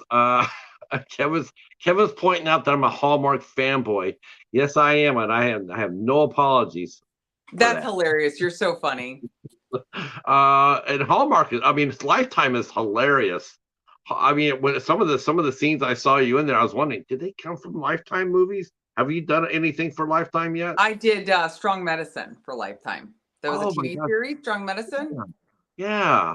That was with oh, don't tell me, no, not Dana Delaney. Um, Oh boy. Not Rose McGowan, not Rose McGowan am I talking about? Oh Sorry, my excuse me. God, Mess now it's gonna drive me crazy.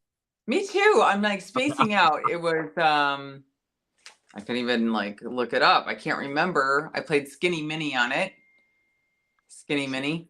Skinny Mini. Okay. Here it is. Yep. Strong Medicine. I'm gonna see who that is. I know that was Lifetime.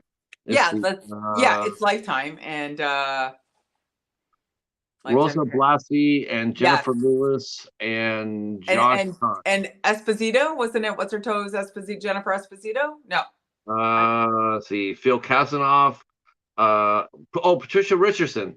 Yep. Yes! And and Brennan Elliott. Brennan Elliott, and No. he is one of Hallmark's leading men. He does. Oh, okay. Oh, Janine Turner. That's who it was. That's who I remember. Janine Turner from Northern Exposure, right, I forgot Right. that. And then when I I said just did Dana, one episode, so when I come on, I'm a co-star or a guest star, and then I'm off, so it's like, I know it's like Strong Medicine, like Dick Van Dyke, Charlie right. Schlatter, yeah. So, Um, do you like do is it how what's it like doing an episode of TV? What's the preparation like? I mean, I've heard directors say that when when they direct a show, a lot of times they're just there to basically not really do anything because the cast and the crew is already so well versed and yeah, how to do things that you're almost just there just for you're not really working. You're just there yeah. almost for like a name. Like Um, with everybody knows their job already. with TV, I'm trying to balance this. With TV is a quick turnaround, and so you don't have as much time as you would if you're doing a movie. It's like you're on a set usually. Some of the movies I've done are usually about 3 weeks, 4 weeks tops. I'm not on these big studio films. I've done some studio films, but it's usually a day or so. It's not like I'm there for the like months at a time or anything like that. So with TV, it's just really quick turnaround, and it's fun. I love it. I love doing network TV. I did a series too. I had a series. I was a series regular on a show called Canoga Park. And that Oh, was a comedy too. And I played a lawyer that defends the biggest porn company in America. that must be fun. That I was mean, fun. That was it fun. goes against it I goes shot against that type, the right? same year as I did Baghead. I did Baghead. That was Sony Pictures Classic. Okay. And yeah, and that was I did Baghead, and then I did 13 episodes of Canoga Park. And that was super fun. And I played a lawyer, and I was kind of uptight, kind of like the Hot Lips Houlihan in MASH, you know, Right. that type of character, kind of like. We've talked about you dying in all these films and whatnot, but we haven't asked you the other side of the spectrum, and that is, what is it like to do a romantic scene? Because I'm sure you've done your fair share. I If not, have, and Red Pine City. I'm sure that every actor that's been cast with you has said, is there like a kissing scene in this? I want to, can we write that in? I mean, um, You know what's funny? My co-star Rick Ravenello, he was so sweet, and he's a great actor, and he was actually very gentlemanlike when we did a kissing scene. I'm like, he'd be very like, I'm like, it's okay. I'd be like, we were both like married, but I'm like, it's okay.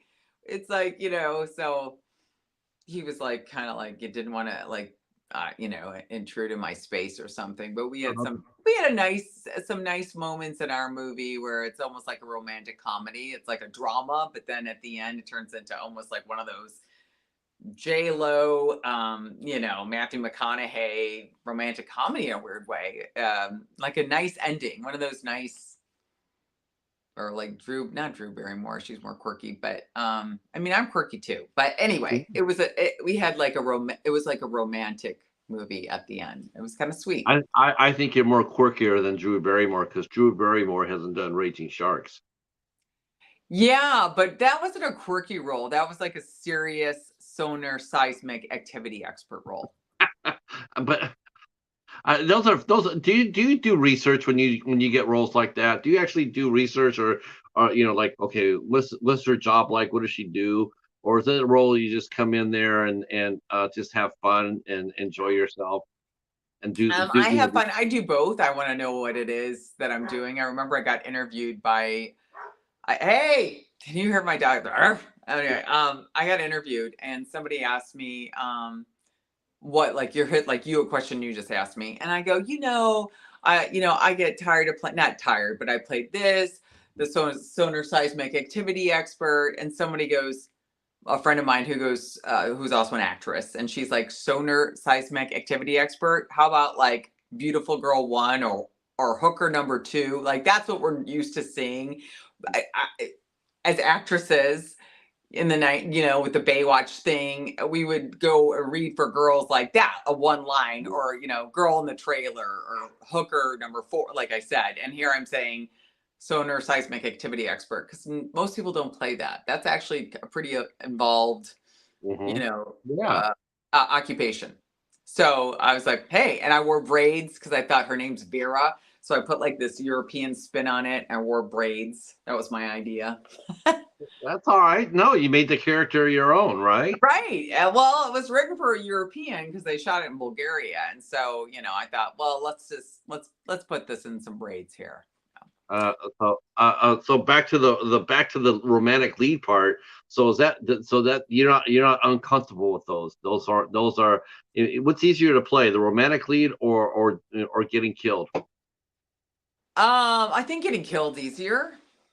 If I have to get killed, you know what I mean? I can, fake it pretty well. But romantic comedy is sweet. Like, we had in Red Pine City again, we had some really kind of touching moments after a very like crazy movie in the woods. We shot in the woods in Alberta, Canada, in the frigid cold with an outhouse. That's where we went to the restroom. I mean, there was no running water. And then I would be out there 12, 14-hour days. I'd come back to my hotel room, and because I had to learn songs because I'm playing a singer-songwriter, they'd be like, you have 5 songs to learn. I'm like, now I know how Shirley Temple felt. But anyway, because I'm like a song and dance, I'm like, go, go, go. But I Did they think use your real voice, Elise? no, it was the director's wife. She's a singer. She's a real singer. But I had to learn music. I had to go home and I had to learn the lyrics. I had to learn the beat. I had to, it's again, you're up on a stage and there's a guy with cue cards and you gotta act like you're singing. Like I'm up there singing with Garth Brooks or someone. You know what I mean? I'm like, I gotta act like I'm singing and I'm this person that does, country, pop, all that type of blues. I sing the blues. Anyway. Um, let me go ahead and real quick here. Oh, Mary Sunshine's a Hallmark fan. She says she loves Hallmark. Mary. See, That's let's see, Hallmark. see. Do you think that let's see, Kevin's asking me a question. Oh, yeah. Do you think that a chat PT could write a Hallmark movie? Yes, yes. I think they could do that pretty easily. Um, Okay, everybody. This is the time where you can ask some questions. Feel free to drop some questions for our guest. Yeah. And don't forget to come back after the show is over, and come back and drop your favorite Elise roles in your comments. So her favorite movies that she's been in, or even TV shows. I bet you Baywatch Nights. Is Baywatch Nights not on Tubi? I would think, or that would probably be on Pluto. That would probably be on That Pluto was because I think fun. I liked doing Baywatch Nights. That was fun. yeah, you know what, I think I speak for everybody here. I was really glad to see Hasselhoff manage to, to basically, his spiral was really, public notice, public news. I was Yeah. really glad to see that he's able to pull out of that. Um, have you Yeah. seen that in your career? It's a heavy question to ask, No, but no, no. That's very interesting. You asked me that question because I got engaged to my husband. He's my husband now. We got married 3 years ago, and it was a little later in life because my husband went through this whole kind of addiction situation. And he was an alcoholic. I mean, when we got engaged, he wasn't drinking, but he wasn't recovered. And right, so he has a whole thing on YouTube. You should look it up. It's really quite it's inspirational, it gives you hope. Anyway, he lost kind of everything, my husband, and then was basically at the end after the Betty Ford and all these fancy places, penniless in the Salvation Army. And I stood by him. I didn't leave him. A lot of girls, we talk about this in LA, be like, "See ya, you're down and out," and just leave him. I never left him. And he had a spiritual experience with God, and we now have a company.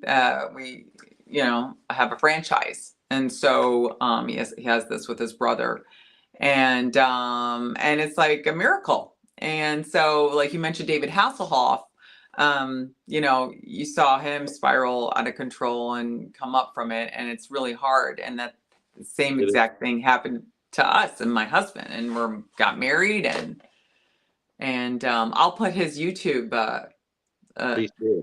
yeah, it's very quite moving. We'd like to do a movie or he wants to write a book or a movie or a show or something on that someday so he could give back.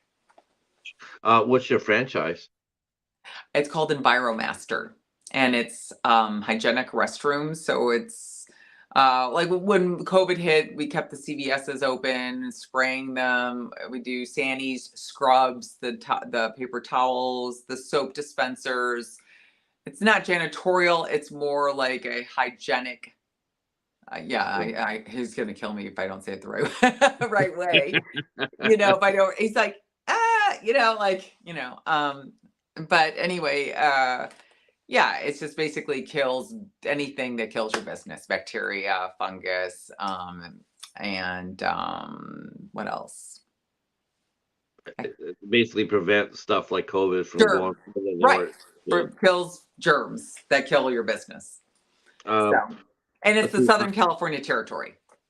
Yeah, plenty of places down there. It's yeah, LA is different. It definitely is different from where I remembered it. I grew up in LA. Oh, really? I grew up in Ontario. Okay. Oh, yeah. You have an airport there. Yeah, yeah. Next to Chino and Pomona.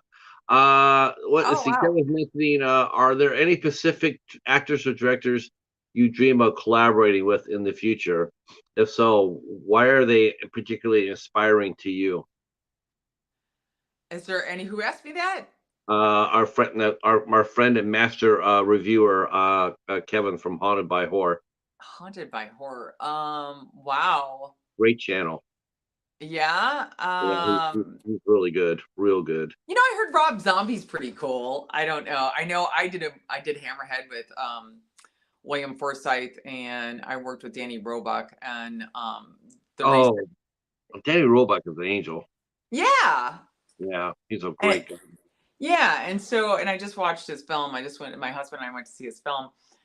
I think he'd be kind of cool. There are a lot of cool directors and people I'd like to work with. It's always funny when somebody stumps me on this, like, who's your favorite actor? Or who's that?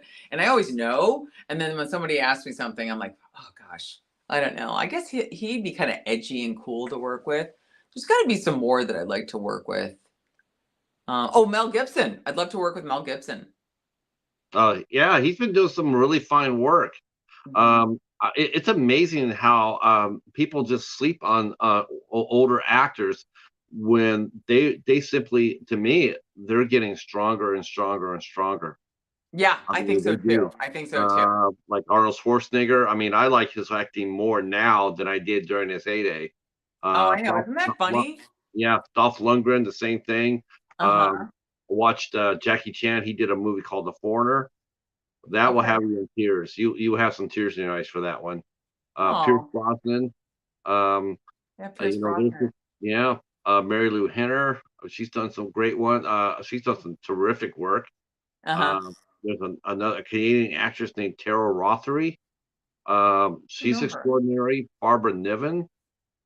Barbara Barbara Niven. Niven. Yeah. Barbara Niven is that's a Grail guest. Yeah. I'd love to talk to her. She is so brave. Yeah. Her choices are amazing to me. She's just, Yeah. yeah, and she's been Yeah. doing it. Yep. Let's see. Yeah. So, are there any? I guess. Yeah. I guess that's a really strong question. So, are there any actors or directors that you would, if you got a chance to work with, you? I mean, you got to work with Eli Roth. That was. Was that something? Was that a Well, name he that was wasn't on? there. It was Brian Miller who directed it, and he was great. They were great, but so Eli Roth's name is pretty much on it. He wasn't present when I was on the set, so Oh, really? I know. I wish he was, but it's Yeah. his show. People have their own show. I remember I did Dick Clark's Beyond Belief. I was a guest star on that. Okay. Didn't meet Dick Clark, but I was on that show, and that was sort of like a Twilight Zone. That was kind of a fun episode. Wow. Takes place in a Okay, pool I thought hall. he had directed the Exorcist, but okay. And Uh, I've worked with some really big. I worked with Todd Fields, the director of The Joker. yep. I Yep. worked with him. I did my first big national commercial for him. He did with Will Ferrell. He did what was that? Come on, the not the Bachelor. What's it called? The Wedding Crashers. No, no, no, no. It was huge. He's done all these huge films. Let's see, Todd Fields. Let me take. He's big, and he cast me in a big national for Zuzu. He was cool, and now he's doing huge things. I've worked with him. I've worked with actually really big directors too. It's funny. See, he just did Tar with Right? Kate. No, that's Yeah. not the same one. That guy was from Eyes Wide Shut.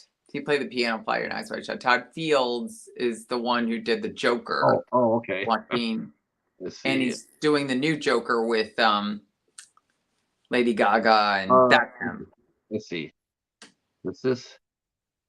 You're talking about the director, right? Yeah. So, okay, he is Todd Field has done. He's done Too Romantic, The Dog, When I Was a Boy, The Tree, Delivering, Nani and Alex, Once and Again. No, you're that's the one from Eyes Wide Shut, right? The one who did No, Tar? no, he did Carnivale, In the Bedroom, and Little Children. No, it's the one from who did the Joker. Okay, Todd Fields. Todd Fields. It was so oh, funny. I'm like, okay, okay. Let me put his last name in here.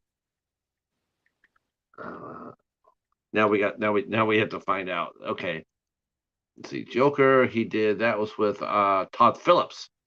Philip, sorry. Oh my God, thank you. Thank you. Sorry about that. Sorry. Okay, no. Usually I've Uh, been pretty good with remembering all the names and stuff. Yeah, Todd Phillips. Todd Fields is someone else. Sorry about that. Yeah. oh, wow. I'm looking at the. I didn't see that movie. I didn't see the Joker. I really It's really wasn't. good. It's really Was it good. really good? Yeah, it's really good. Let's see. Let's see. Let's see. Yeah. Another good thing right here.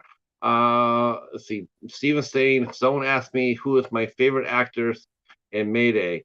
Apologies to Chanel and Sadie, but Elise stole my heart. So Oh, did she live, Stephen?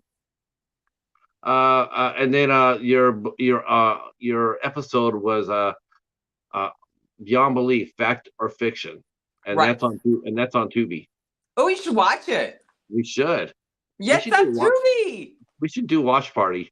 Yeah, let's do a Uh, watch party. yeah, we'll do that on a Sunday. Okay. We'll get together and we'll watch. We're gonna do that. We're gonna do that because I do a show on Sundays, Oh and yeah. yeah, we'll have you come in as a guest, and then Okay. we'll watch like Raging Sharks or something fun like that. Yes. Well, we Tell have me to if you find a like movie. Raging Sharks or if you like Hammerhead. I don't know if we can watch you die though. We sort of like you now, so watching you die. But we'll let people vote on it. We'll You're let sort of people vote. nice. Like, do we watch her where she lives or do we watch her where she dies? Let's see. Mary asked the question. She goes, "What was your biggest learning experience that happened during filming that sharpened the way you work and changed how you handle different situations? It can be a good or a negative experience." Well, when I did Hammerhead, there was everything that you can imagine went wrong. I mean, somebody even died on the set. It was, No, yeah, it's someone other than you. no, they died in real life. Oh, I they mean, died. You lost a crew yeah, member. with a crew Oh, member. Jesus. They like went off a cliff or something. Something very weird happened, and all this weird stuff was going on. And you kind of learn to just keep your mouth shut. Don't get too involved. Like if there's like problems with either a crew or cast or something like that. There's always, some films have more drama than others. Some have no drama, but there's always drama. And I think the best thing to do is to think first before you start getting involved or start speaking or trying to either fix things or, speak up. A lot of people think that I look like I'd be like a prima donna or something. And they're like, wow, you're actually really easy. Like, I think you're too easy. Not easy, easy, but you know what I mean? Like, You're so like, you could awesome. be a real diva if you wanted to be. I've had a couple people say that to me. Like, I expected you to be a big diva, and you're not at all. We didn't. We did. I no. We knew that was gonna be. We knew you were gonna be awesome. Oh, thank Um, you. no, Anyway, so to answer Mary's question, I guess I would just think twice before you start speaking or getting involved in things because at the end, you're probably going to get bit in the butt. I guess. I mean, honestly, I think that's absolutely right. I Yeah. think the only time I would sit there and say something, if it was safety related. If it looked, like if Oh, you're yeah. asking you like, okay, we're gonna have you driving this Jeep and we want you to go by this cliff and then uh you know we're gonna go ahead and shoot a scene without the seatbelt on, and then I did a commercial like that. I did a big commercial and I hurt my neck on a big commercial because it was like, it was like, I was like almost doing stunts. This has happened to me like twice. I don't recommend doing your own. I'm not Tom Cruise. I don't want to do my own stunt work, and this was for a big, yeah. Mission Hey, Impossible 8. Yeah. someone's at the Um. door. Okay. Here we go. Another question. God, we got good questions coming here. Was your Beyond Belief episode on the James Brolin season or one of the Jonathan Frakes season? Yeah, and what's it like working with Jonathan Frakes?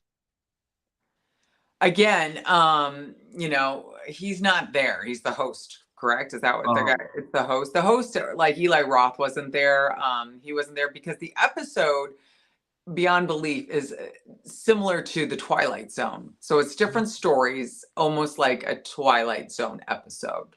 I don't think I've ever saw this show. I don't think I've Yeah, ever it heard was of it. very interesting. And mine takes, oh, my battery's running low. Mine takes place in a pool hall. Okay. And did it happen or not? Is it fact or is it fiction? It's like Oh, it's okay. actually was a really fun show, I'm and gonna have to look it up. yeah, I think my character was it Debbie? I'm trying to think. Anyway, it was a fun, and I had this like I put on this little accent because I do accents, and Uh-huh. That's you know, great. No.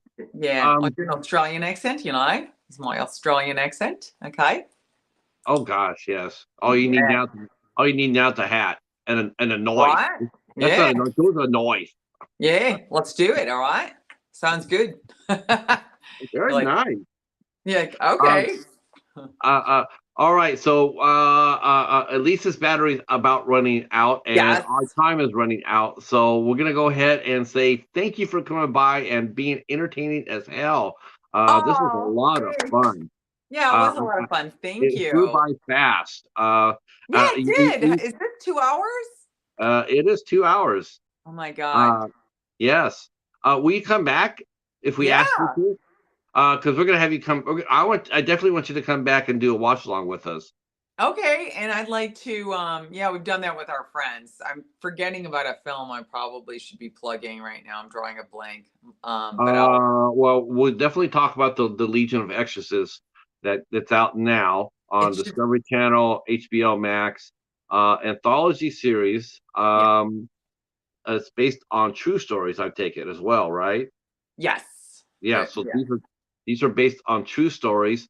I can't wait to see that. I know Eli Roth has a great imagination. Is a good storyteller. Maybe he wrote them. Maybe he wrote the stories. Uh, Yeah, uh, I'd love to work with him. I mean, like you say, yeah. people like, I mean, his name's on it, but he wasn't, he I wasn't. I think I don't know. I don't know what happened to him as far as like directing films.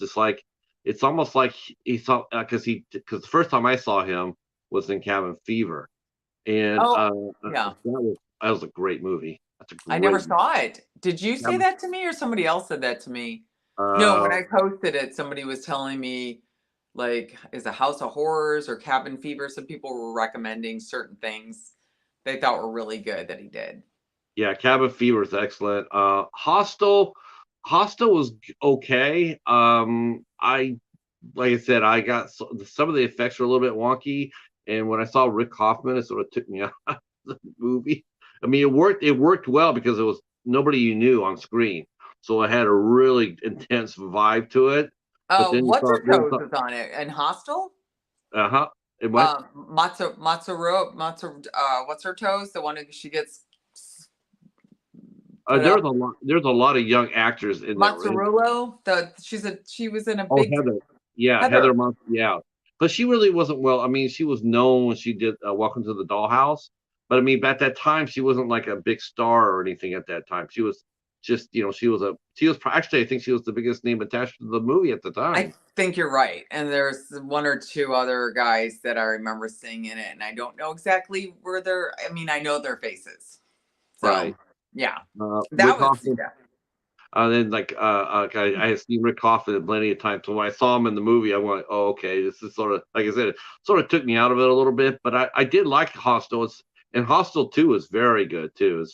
That's It's the one with Heather, right? Heather. yeah. I think I yes, that's the one with all the girls. The first one with all the guys. The second one with all the girls. Yeah, I remember seeing that. And I saw it at like a party, and that was like really weird. I'm like, what is this? I was like, it was a little unnerving. And Kevin's coming back with us and saying Eli Roth is supposedly finally working on that Thanksgiving slasher that they made for the Grindhouse trailer for. Oh, that's right. Oh, I that's heard that. right. Yeah. Let's see if Steven's saying he's volunteering as a tribute. Then again, I promote Elise. So I think he's promoting. I think he's offering himself to get killed on camera to save you. Thank you, Steven, for that. That's so nice. Thank you. All right, boys and girls. That's gonna wrap it up for tonight. Because we want to Yeah. let her go before her battery dies. Yes, Thank you so much, Elise, for coming out and hanging out with us. I hope you had a lot of fun. I did. Thank you, Uh, Patrick. It was really nice meeting you and talking Very to you nice about all the meeting you. fun Uh, stuff. we'll definitely stay in touch. Obviously, we're gonna put all your socials and everything else down below, and we'll Okay. run this puppy out there, and then everybody in the chat will come by and drop off their comments for their three movies, their three favorite Elise Muller movies, and she will use us partly. You should do this on your Instagram too. Oh, Then you yeah. can put that together for your reel. That'll be fun. That'll be Yeah, fun. I have We'll to be, put a new reel together. So we'll be part of that reel. We'll, we'll yeah. be we'll be directors. Okay. They don't normally So, put interviews on reels, but yeah. no, I'm saying everybody's votes. Everybody's Oh, votes. oh, oh, I see. So Yeah, yeah, yeah. when you Yeah, do that'd your be reel, fun. yeah. The clips here were brought to you by Stephen Chang, Haunted by Horror, Mary Sunshine. Fair sunshine, I love it. Now, do Very we get funny. do we get a director's credit for this? Yeah, you should. You remind me of my friend Elliot. I narrated his autism. We just got autism documentary. And so I do voiceovers too. And so that was recently in all the festivals. I want to plug Oh, that. good. That's a Yeah. good thing to do. Yeah, it was a nice, yeah. All Okay. right. Tomorrow night we'll be back. We'll be back with tomorrow night with Carrie Ann Fleming. She is a beautiful Canadian actress. Some of you might remember her from Masters of Horror, where she played in the episode Jennifer. And she has done a lot of other fun things up in Canada and elsewhere. She's really cool. She's really cool. And then on Thursday, 8 o'clock, we have the lovely actress and singer John Marie Mack will be here with us on 8 o'clock. And John Marie and you could be sisters. John's a good friend of mine. Is she? She Yeah, could be. I love John. John's amazing. I've awesome. seen her in so many movies. I've seen her in so many movies. I'm like, man, when I first started this series, I tell this all the time. When I first started this series, like I have a list of people I want to talk to. John Marie was on my list. It's like, yeah, I gotta go talk to that lady because she does everything and she does it so well. Yeah. She's such a cool look about her. She can play a lot of different things, and she's just such a sweet person. She's a very, nice, beautiful person. But she can be fierce. So yes. like I've seen her in plenty of roles where she's played the government agent. It's like, damn, she's badass. It's like, but then I watched one of her films where she played a wife. She was in a movie called Super Tanker, and she played the wife whose husband died to save the world, and it was really touching. It was a lot of range, yeah, and she dies a lot in her movies too. Hey, it's just part of the game. You gotta die sometimes, and sometimes we live. Yeah, it's always good to see you live. All right, boys and girls, we are out of here. I'll let you go because I know you say your battery's dead. Yeah, I'll let you get out of here. Thank you guys in the chat. You guys made it fun as always, and we will see you tomorrow night for Carrie Ann Fleming. Take care and be safe. Thanks, Patrick, and thanks, Cheetah, and thanks everybody, Stephen and Mary and everyone. We will see everybody soon. Good night. Bye. Bye.